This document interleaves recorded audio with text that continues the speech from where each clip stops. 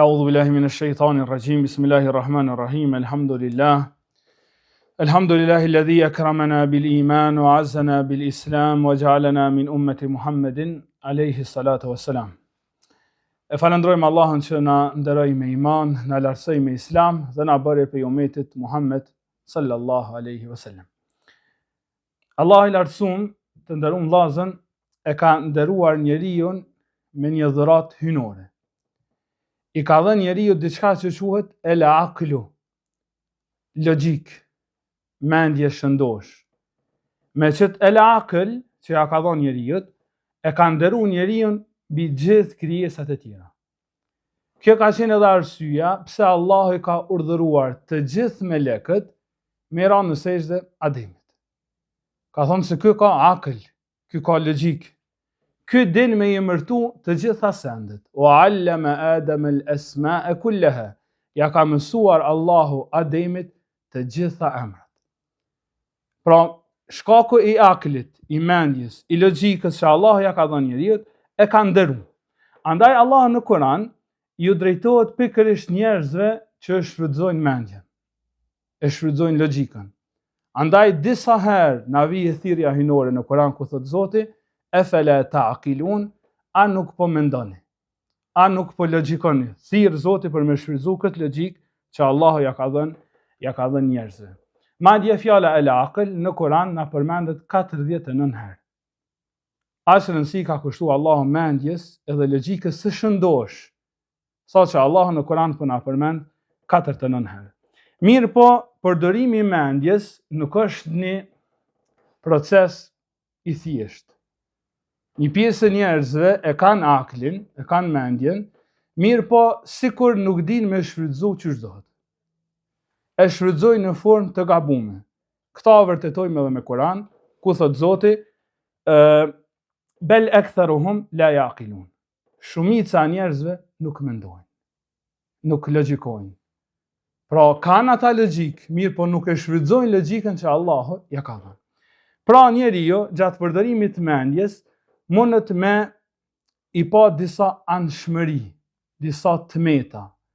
Mos me shfrytëzu mendjen në formë të duhur, e çdo anshmëri njeriu mund me largu prej rrugës së Zotit. Mund me prangos, edhe nuk e lejojnë me kalue edhe për mu afru tek Zoti. Çdo anshmëri nuk mund na mi eliminu tërësisht, nga se është urtësi e Zotit pse i kena. Atje gafletin kur e kena përmend, shkujdesin, kena thonë me mujt me largu krejt është mas miri. Atje kur i kena përmend ato gjërat e tjera, kufizimin e turmës, adetet, shpërqëndrimin, me mujt me largu tërësisht është ma mira.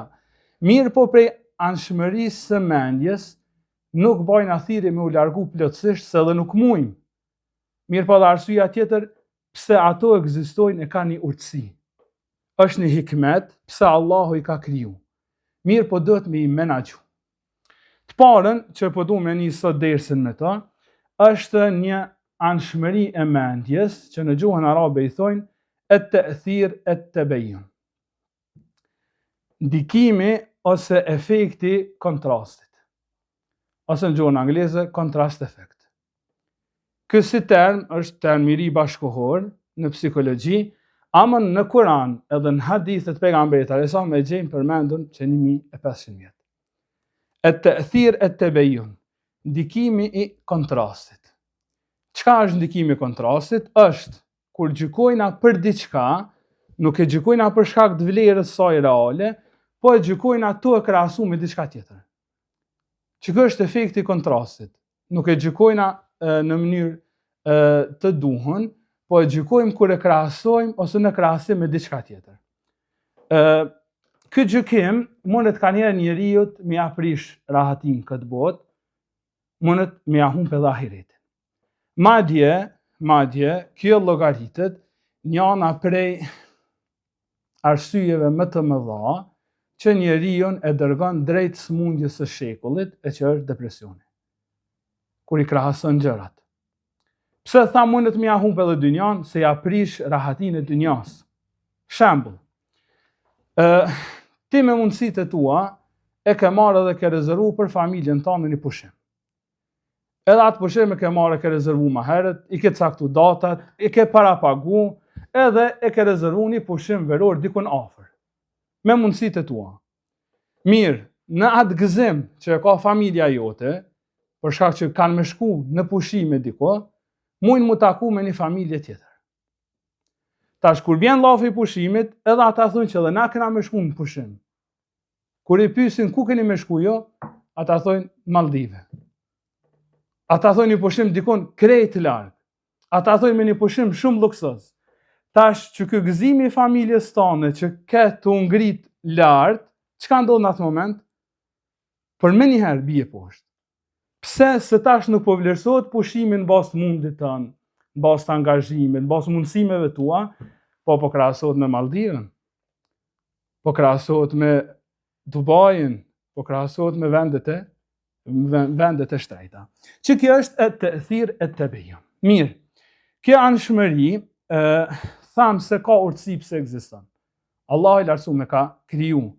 Mirë, po jo nash me menaxhu. Qysh menaxhohet që kjo anshmëri e mendjes?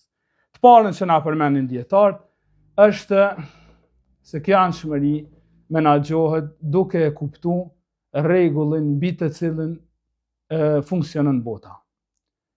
Allahu këtë botë a ka kriju që këtë njerëzit me kanë të njëjtë?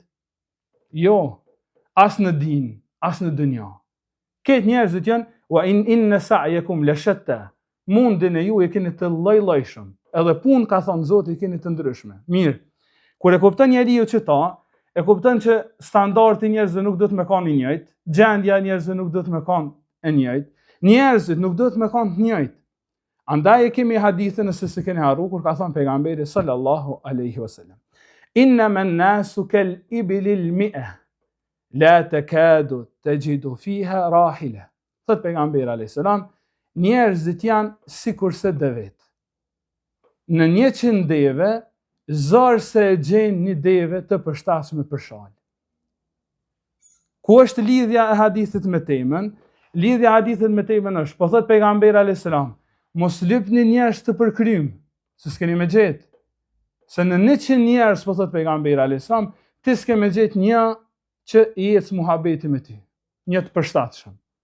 Kështu që nëse janë nis qëta 100 njerëz, i krahason me qëta të 101-tin, që ti e pas ke gjetë, edhe që ti po thu ku me kanë krejtë si kë, nëse e bën krahasimin, kontrast efekt, dëshpërohesh. Edhe masë ne i shë njerëz të thonë, ju më dëshpëru për njerëzve. Pse se ky përret që këtë njerëzit me kanë të njëjtë. E na duhet me pranu një gjë. Asnjë njeri nuk është i ngjashëm me tjetër. Asnjë gjendje nuk është e ngjashme me gjendjen e njeriu tjetër. Andaj njerëzit binë depresion. Zgjidhje tjetër që na jep shariati është ulja e shikimit. Na kur folim për uljen e shikimit, në shumicën e rasteve mendojna vetëm arsyen që është haram edhe për me ruaj nderin. Mirë, po ulja e shikimit e ka edhe një arsye shumë më madhore se sa kjo e nderit. Thot Allahu në Kur'an drejtuar pejgamberit alayhis salam: "Wala tamuddanna 'aynayka ila ma matta'na bihi azwajan minhum." Thot mos ja ngul syt atyre që i kemi dhënë begati të kësaj dynjaje. Mos ja ngul syt atyre që i kemi dhënë të mira, që kënaqen me këtë dynjë. Pse? Se masana i fillon e krahason. Masana i fillon edhe punon në bazë të kontrast efektit. Edhe dëshpërohesh. E zgjidhja uli syt. Zgjidhja mos e shiko. Andaj pejgamberi alayhis salam e ka këshilluar umetin e tij duke thënë: "Undhuru ila man huwa asfala minkum, wa la tanzuru ila man huwa fawqakum, fa innahu ajdaru alla tazdaru ni'mat Allahi alaykum." Thot pejgamberi sallallahu alaihi wasallam. Mos i shikoni ata që janë më lart se sa ju, por shikoni ata që janë më poshtë. Pse i dërguam i Zotit? Se kjo është më e mirë për juve në mënyrë që mos më nënçmu mirësitë e Allahut. Këshillet e një njeri që i shikon ata që i ka gjithë më lart se saj. Shikoj gjendjen e tij. Ai është shumë afër dëshpërimit. Sa ai gjithë shikon ato që është më lart se saj. E për me vërtetu këta është një Ibn Auni, njëri prej tabinëve të mëdhaj të këtij umeti. Ai thot: "Sahibtul aghniya Falam ara ahadan aktharu hamman minni. Thot, kam pas nis një kohë i shoqëroja të pasurit. I shoqëroja biznesmenat. Thot, nuk kam gjetë njeri që u kanë ma i shqetësuar në atë kohë se sa unë. Mirë, po këtu nuk ka problemi veç të shoqërimi. Këtu është problemi kur bëhet krahasimi. Thot, era dabeten khajra min dabeti. Shihja kafsh shumë atë mira se kafshë jam. Kur shkoja të këta, i shihja kafshë të tyre, mjetët të udhëtimit, shumë atë mira se sa kafshë jam. Wa thawban khajra min thawbi. Edhe ja shihja veshjen shumë atë mirë se sa jamja. Shikoje, kë nuk po thot kum po kafshë të mirë. Po thot kum po kafshë ma të mirë se jamja, krahasimi. Ja shihja robën shumë ma mirë se sa jamja. Thot deri sa thot nuk kum po njeri ma të shqetësuar se sa unë në atë kohë. Mirë, zgjidhja wa sahibtul fuqara'a fastarahtu. Ja nisa ka pak me nejt edhe me do ma poshtë. Sahibtul fuqara fillova me i shoqëru të varfrit. Fastarahtu u rahatova. Fillova me krahasu vetëm, po mos e krahasu veç me ata që janë më naltë se soti. Fillova me krahasu vetëm me ata që kanë më pak. Fastarahtu u rahatova. Pra që kjo është zgjidhja. Me ul shikimin, me anis njeriu me shiku vetëm ata që janë më naltë se saj, patjetër ka mu dëshpëru. Patjetër ka me ra pere e ndikimit. Sot e vren një pjesë të njerëzve, e lëshojnë sytë e tyre, nuk kur përthejme me ullë shikimin, se kemi për qëllim me ullë shikimin për para gjenisë së kundërt. Me ullë shikimin për para mirësive që Zoti ty si ka dhënë, për ja ka dhënë dikujna tjetër. Një pjesë e njerëzve çka bën? I shikon mirësitë e tjerëve që Allahu ja ka dhënë, masaj dëshpërohet. Ja bën follow, e ndjek, shikon lukse të ndryshme, edhe masaj çka bën? Shtëpinë e tij, kur e krahason me shtëpinë që ka pa në internet, normal që i duket e ngushtë tani. Ushimet e lloj-llojshme që i shën në internet, ushimi i tij i preferuar i bëhet i shpifun. Pse? Se ka shiku ato që është më lart. Se ka shiku ato që është më poshtë. E kemi edhe një hadith shumë interesant që është shumë i njohur në fik. Është hadithet që ka të bëjë se a lejohet gruaja të kërkojë ndarje.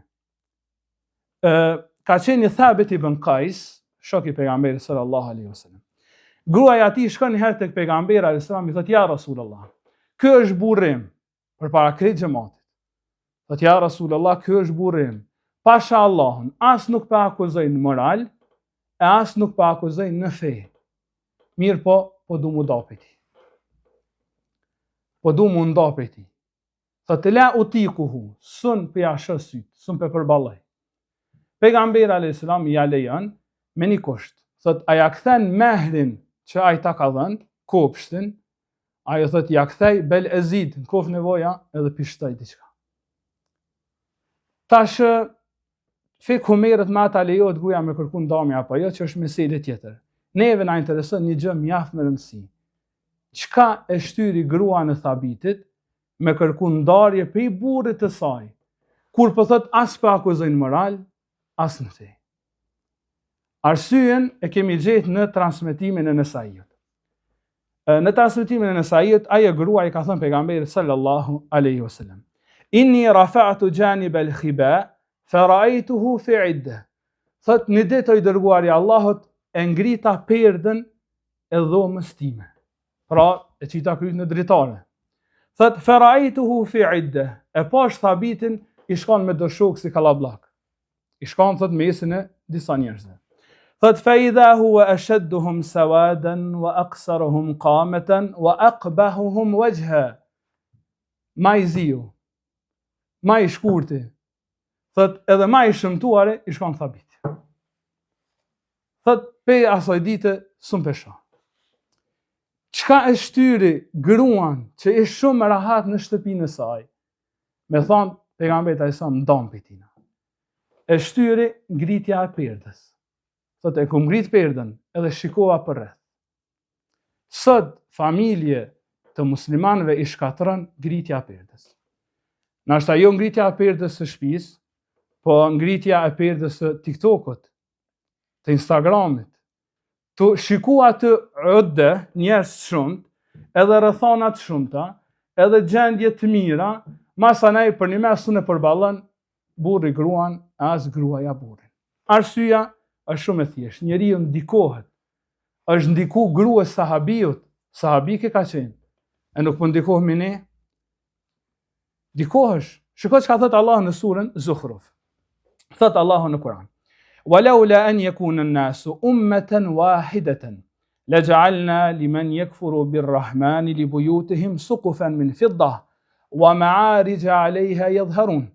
Thot Allahu, e sikurse mos të ishte se njerëzit do të bëheshin të një feje, Allahu pat për t'i dhënë atyre që mohojnë mshirusin, që mohojnë Zotin, pat për t'ja bërë shtëpijat e tyre për argjendit.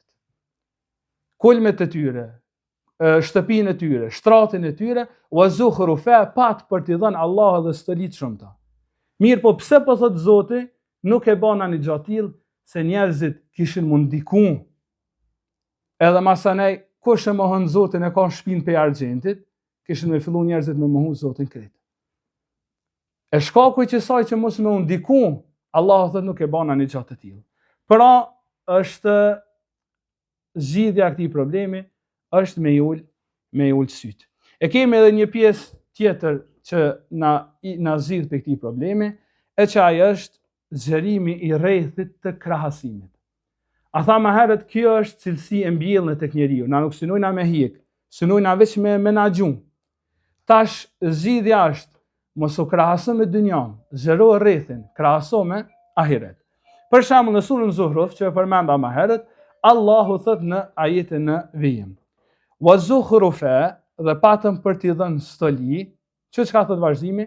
"Wa in kullu dhalika lamma mata'ul hayatid dunya." Po krejt kjo është kënaqësia e përkohshme e dunjas. "Wal akhiratu 'inda rabbika lil muttaqin." Ahireti është tek Zoti yt për të devotshmit. Pra kur t'ju vjen që kjo me u krahasu me njëri tjetrin, jo krahasonu me çka? Me ahiret. Jo krahasonu me begatitë e tjetër bote. E dini ngjarjen kur Omeri shkon tek pejgamberi sallallahu alaihi wasallam, edhe e gjan atë të posa ngritur pe gjumit. Kur del pejgamberi son në xhami, i ka në fytyrën e tij shenjat e hastrës, atij shtratit prej drunit të palmës. Edhe kur e sheh Omeri pejgamberin alayhis salam me shenja të hastrës në fytyrë, fillon edhe çan. Edhe i thot pejgamberit sallallahu alaihi wasallam: "Ya Rasulullah, inna Kisra wa Qaisar fima huma fihi." O i dërguar i Allahut, si bëhet kjo punë? Kisra edhe Kajser mbreti romak edhe mbreti persian, fima huma fihi, janë çatje ku janë, pra janë në shtrat të mëndafshit. Wa anta Rasulullah, e ti i dërguar i Allahut, wa laysa indaka illa hadha, e ti nuk ke tjetër shtrat përveç ti me dru palme. Pra ky në start ka fillu me bë krahasim. Pejgamberi alayhis salam zgjidhen, shikoj sa mirë jep, nuk i thot mos bë krahasime, po i thot zgjero rrethën e krahasimit. Çka i thot? Thot ja Umar, ama tarda an takuna lahum ad-dunya wa lana al-akhirah? Thot Umar, as po ki qef që këta me i pat në dynja e na në ahiret? Zgjero rrethën, mos e ngushto. Pra as po ki qef që çto mirësi na me i gëzu në ahiret, këta le të kenë dynja, s'ka të lash. Që kjo është zgjidhja prej lirimit të kontrast efekt. Zgjero rrethën e krahasimit. Krahaso me ahiret, jo me ato të përkohshme në dynja. Nëse e bajna një gjë të tillë, keme pa nivelin e fetarisë tonë të ngritë të lartë. Çuditësh. Me fetarin tonë se si ndryshon me ana dite, se ti fillon të zgjeru krahasimin e ju të ngushtuar. Ka qenë Ebu Muslim el-Khawlani, njihet ndryshe si zotëri i tabeinëve, edhe ka qenë për tabeinëve me famë. Kë shikoi rrethën e krahasimit tim. Kë i ka thonë vetës para se më ngrit për punë të mira. Kumi ayadhunnu ashabu Muhammedin an yasbiquna ilayhi wallahi lanuzahhimannahum alayhi hatta ya'lamu annahum qad khalafu rijala. I ka thonë vetës vet ngritu për punë të mira. A mos menduan ashabët e Muhamedit se kanë me na i kalu për të kaj? Pasha Allahun, kemi me garu me ta, derisa ta din ata se pas vete kanë lënë burra. Pra ky garën nuk e ka pat me gjeneratën e vetë. Ky garën nuk e ka pat me tabint. Ky garën e ka pat me sahabët. E jedhun në ashabë e Muhammedin, a mos po mendojnë sahabët e Muhammedit se na i kanë kalu për të kaj? Pasha Allahun kemi me garu me ta, derisa të marrin vesh që pas veti kanë lënë burra. Që kjo është kur njeriu zgjeron rrethin e krahasimit. Prej anshmërive ose prej devijimeve të mendjes që ndikojnë tek na në gjykimin ton, është edhe mughalit at-takallif al-ghariqa. Gabimi i kostës së fundosur. Edhe ky term i ri, mirë po prapë e gjejmë të shpjeguar prej pejgamberit sallallahu alaihi wasallam. Çfarë është gabimi i kostës së fundosur? Është kur njeriu vazhdon me nejt në gabim për vetëm arsye që ka pagu për të, tash nuk po mundet me u tërhiq.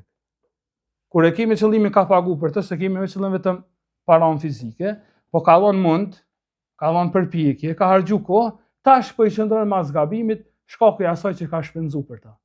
Kjo është e njëjta sikurse me shku në kinema, edhe me pagu për një film, edhe hin e shikon filmin, edhe shet që filmi s'të pëlqen fare, ama ti vazhdon me qëndru aty, për cilën arsye ke pagu. As nuk kënaqesh të shiku filmin, e as nuk del për atyshet e me shfrytzu kohën diçka tjetër. Qëta e bojnë plot njerëz në rrugtimin e tyre drejt Zotit. I qëndrojnë mas gabimeve, edhe i qëndrojnë mas kostës së humbur, edhe kjo indikon që me qalu drejt rrugtimit tyre drejt Zotit. Kjo është natyrën e njerit. Për shembull, e dini rastin kur pejgamberi sa me ka qiru Mekën. Edhe e ka urdhëruar telallin me hyrë në Mekë, edhe me thirr. Men dakhala dar Abi Sufjan fa huwa amin. Men dakhala al-haram fa huwa amin. Wa men dakhala fi baytihi fa huwa amin. Ka hyrë telall dhe ka thënë, ai që hyn në shtëpinë e Abu Sufjanit është i sigurt. Ai që hyn në haram është i sigurt, ai që hyn në shtëpinë e vet është i sigurt. Edhe transmetuesi thotë, dhe të gjithë njerëzit shkuan në shtëpitë e tyre. Asnjë nuk u shku me hi në shtëpitë e Abu Sufjanit. Mirë, e pse pejgamberi sa më përmendi? Pse pejgamberi sa po thotë kush hyn në shtëpitë e Abu Sufjanit është i sigurt? Kush hyn në haram është i sigurt? Kush hyn në shtëpitë e tyre është i sigurt? E pse njerëzit më shku në shtëpitë e Abu Sufjanit u i pat shtëpitë e veta? Arsyeja është shumë e thjeshtë. Abu Sufjani vetë sa ka pranu Islamin. Tash në mendimet e tij na u kanë se ky dej tash ka qenë lider. Ka qenë udhëheqës i Mekës. E mundet më u shfaq tek ai frika që po humb të kaluarën, edhe mundet me braktis Islamin. E pejgamberi alayhis salam për me dallu me apo pak çefin atij, thot ai që hyn në shtëpitë e Abu Sufjanit është i sigurt. Me i kallu që unë nuk po të barazoj me nivelin e tjetër të banorëve të Mekës. Që ta njerëzit e kanë në natyrë. Edhe pejgamberi sa i ka trajtu sahabë në bazë të kësaj anshmërie të mendjes. Ose kemi rastin Hakim ibn Hizam, shok i pejgamberit alayhis salam. Ky shkon tek pejgamberi sa me çit problematik. Ky u merr me të kalumen. Thot ja Rasulullah, çka bëhet me punët e mia, me sadakën, me zeqatin, me sadakën, me mbajtjen e lidhjeve farefisnore, që i kanë bën në xahiliet. A më shpërblen Zoti për të apo jo? Pejgamberi sallallahu alaihi wasallam i thot: "Aslamta ala ma aslafta min khairin." Thot çato punë të kam pru ty në Islam.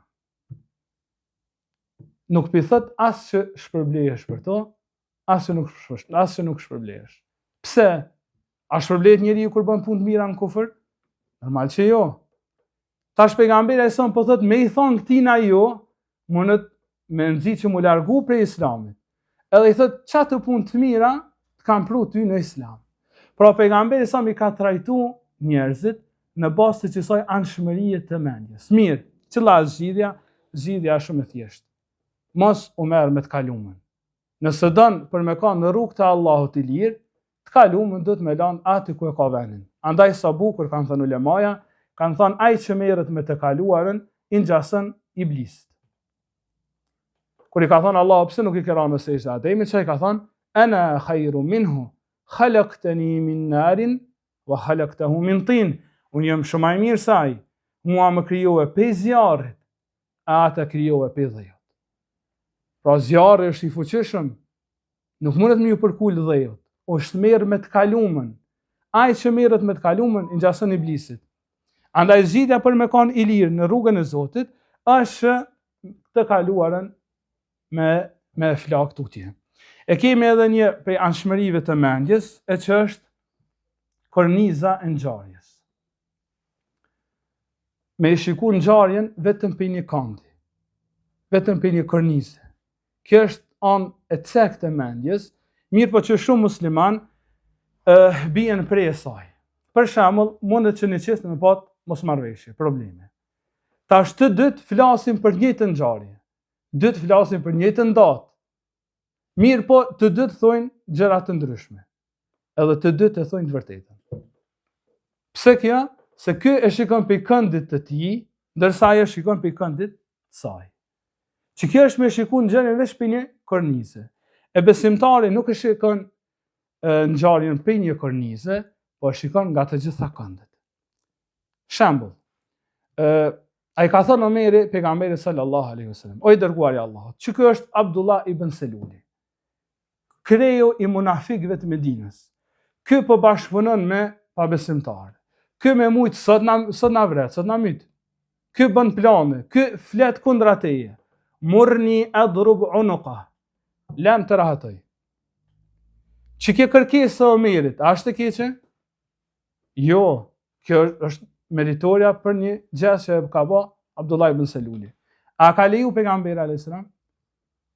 La yatahaddathu an-nas anna Muhammadan yaqtulu ashabe. Jo, Omer. Se kanë me thonë njerëzit Muhamedi po i myt shokët e vet. Kjo e ka shiku ngjarjen për tjetër kënd, jo për këndit të Omerit. Jo se masanej njerëzit thonë Muhamedi po i mbyt shokët e tij. Që kjo është madhështore. Mos mungut marrjen e vendimeve, po me shiku ngjarjen për gjitha këndeve. Ose kemi edhe rastin kur pejgamberi sallallahu alaihi wasallam ka qenë me shokët e tij, edhe hyn tek ai Safia, gruaja e tij, me një enë me ushqim. Edhe kur e sheh Aisha që ka pru ushqim, prezencë të Aishës, edhe si duket ka qenë rendi Aishës për me pru ushqim atë ditë, çka bën ajo? Qohet në prezencë të sahabëve, e merr dhe ja thën enën në ushqim Safijës. Prezencë të sahabëve. Tash prej këndit të atij që u kanë ulën atë. Që shumë vlerësu ky gjest? Mos respekt për burrin, mos respekt për musafirin, me drejt, mirë. Çish ka reagu pejgamberi alayhis salam? Pejgamberi sa ka reagu jo duke shiku pe këndit të tij, po duke shiku pe këndit të saj. Edhe me një boseshje të lehtë ju ka kthy sahabëve, gharet ummukum. Nana ju po xhelozon. Aisha këta veç për xhelozie ka. Pe dashni e ka këta. Nuk e ka as mosbindje, e as nuk e ka mos respekt. Këta e ka veç pe dashnis. Që kë është muslimani që nuk gjykon veç pe një këndit, po gjykon pe këndeve të ndryshme. Edhe për fund e kemi një pe anshmërive të mendjes që është at-tahyiz at-ta'kidi. Konfirmimi i idesë sime. Një pjesë e njerëzve kur dojnë me pyet për një çështje, ose kur dojnë me hulumtu për një çështje, sidomos fetare, ai e ka një ide paraprakisht për çata. Tash ky fillon me lyp argumente, po jo me lyp hakun. Ky fillon me lyp argumente që i përshtaten me idenë e vet. Shkon e pyet një hoxh për një mesele, që ky ka paraprakisht ide për ta. A më shkon te hoxha me këshir, apo i përshtatet fjalët e hoxhës me idenë e vet. Nëse i përshtaten, elhamdulillah, ky është i kënaqur. Edhe hoxhën e lavdëron dhe në qiell. Nëse nuk është i kënaqur, ka me shkollë të një hoxh tjetër, edhe të një hoxh tjetër, deri të gjenë qatë hoxhën që po thot çato që pedon kë, që ja konfirmon idenë e vet. Kjo është at-tahyiz at-ta'kidi. Që kjo është pengesë në rrugën drejt Zotit. se besimtari tani masën e i humb stabiliteti në rrugën e Allahut. Njëri prej sahabëve të pejgamberit sa ndër më të dashur tek ai ka qenë Usame ibn Zeid, djali i ri, madje pejgamberi sa këta e cakton si komandant në njërin prej betejave më të rëndësishme, si 16 vjeçar. Ky Usame ibn Zeidi ka qenë një herë në luftë, edhe duke luftuar me një njeri e kap. Ai thot la ilaha illa Allah. Po Usama hiç nuk dalet fort me mendu çfarë të thonë. Edhe e mbyt. Se luftë, kur i arrin lajmi pejgamberit sa e thirr Usamen përpara vete. Thot ja Usame, e qataltahu ba'da an qala ilaha illa Allah? Usame, a mos e ke mbyt pasi që ka thënë la ilaha illa Allah? Shikoj përgjigjen e Usames. Ky mendimin e ka pat, tash po shir me arsye tu. Thot ja Rasul Allah, inna ma qala ta'awudhan. O i dërguar i Zotit, ai e ka thënë vetë sa për më mbrojt. Se ka pat fi sebilillah, se në luftin a kanë, e ka thënë vetë sa për me i pështu vdekjes. Pejgamberi sa më këtë nuk ja ka qelë sahabëve. Thot, i ka thënë, e fela shaqaqta an qalbihi, mos vallja ke qelë zemrën e tij, edhe e ke pa me çfarë niyete ka thënë.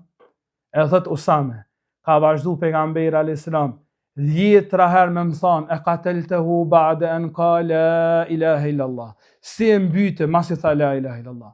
Sa që kum pat qef, mos me kanë musliman deri atit. Ashëm ka qërtu pejgamberi alayhis salam, sa që kum pat qef, atit me pranu islamin. Shkaku i qërtimit të madh që më ka bë pejgamberi alayhis salam. Pra pejgamberi sa nuk e kalon këtë dirçel, që me i thonë sahabëve ti njëherë bënë veprimin, e tani masane i arsyeto. Nefsi duhet me ta ndjek argumentin. Jo argumenti me ta ndjek nefsin tonë. Nëse na vendosëm nefsin përpara argumentit, as një dallim nuk e kemi me hebrejt, me jahudit. E dini ngjarjen e banorëve të Shtunës, që Allah i ka shndruar ndera dhe majmuna. Pse i ka shndruar ndera dhe majmuna? Ju për shkak që kanë punu ditën e Shtunë. Sa ta kanë po të ndalume. Mirë po masi që kanë punu ditën e Shtunë, çka kanë thonë? Kanë thonë rjetat i kemi gjutë të premtën. Jënë munu me mashtru Zotin. Jënë munu që ta njëherë me kry veprën, ta një shëriatin e Zotit me ja përshtat veprës tyne. Edhe Allah i ka shëndru në dera dhe në majmuna. Që të logjik e gjanë të plot muslimansët. Kredin ose kamatën, që të qështë arsyetën? A që ditë është të ku i gjanë lafet. Të arsyetën me domosdoshmërie, të arsyetën me zinon, që ditë është arsyetën. Bile i androjnë edhe emrin, ja bët dashuri. Alkoolit i thët pije, përgojimit i thët paralajmërim për të keqen, që kja është mja përshtat shëriatit nefsin. E na do të nefsin mja përshtat shëriatit. Këto janë disa prej atyne anshmërive të mendjes, që i gjejmë prezente në mesin tonë, edhe në këtë seri na ka metë një legjerat tjetër, që inshallah do ta përfundojna në javën e ardhshme. Subhanak Allahumma bihamdik ashhadu an la ilaha illa anta astaghfiruka wa atubu ilayk.